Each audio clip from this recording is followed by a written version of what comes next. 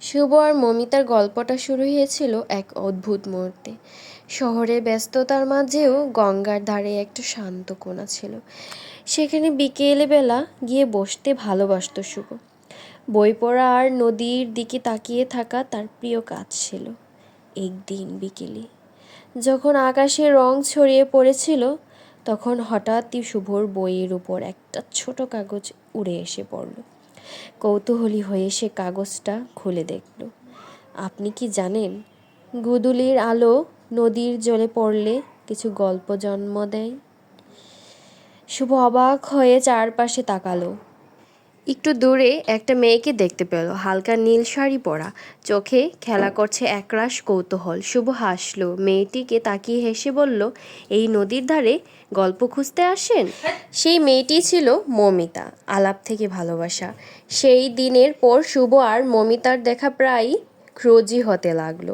শুভ ছিল একটু শান্ত আর বই পাগল, আর মমিতা ছিল প্রাণচঞ্চল গল্পের খনি।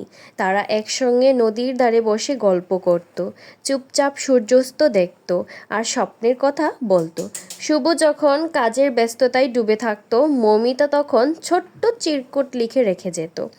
কখনো কখনো নিঃশব্দতাই সবচেয়ে মধুর কথা বলে।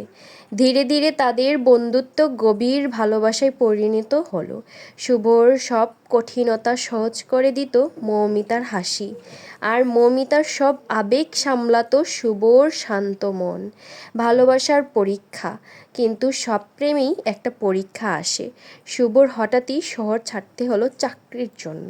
দূরত্ব বাড়লেও মৌমিতা প্রতিদিন সন্ধ্যায় নদীর ধারে এসে বসত, যেন শুভর উপস্থিতি অনুভব করতে পারে। শুভ প্রতি রাতে মৌমিতাকে চিঠি লিখত।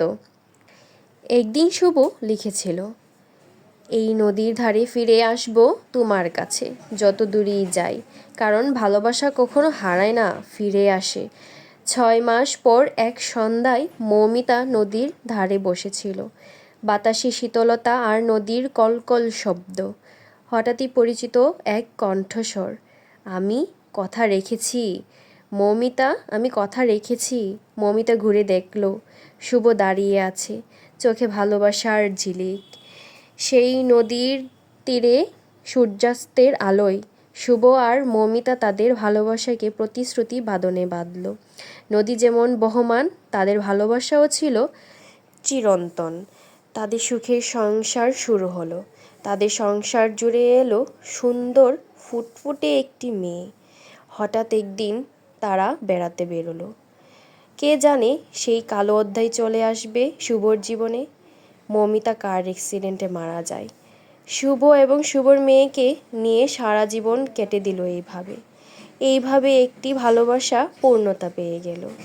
মমিতার একটি ইচ্ছে ছিল, তার মেয়ে বড় হয়ে আর্মি অফিসার হবে। সে তার মায়ের ইচ্ছে পূরণ করল। এই গল্পটি ছিল একটি আপুর। গল্পটি ভালো লাগলে প্লিজ আপনারা শেয়ার করবেন।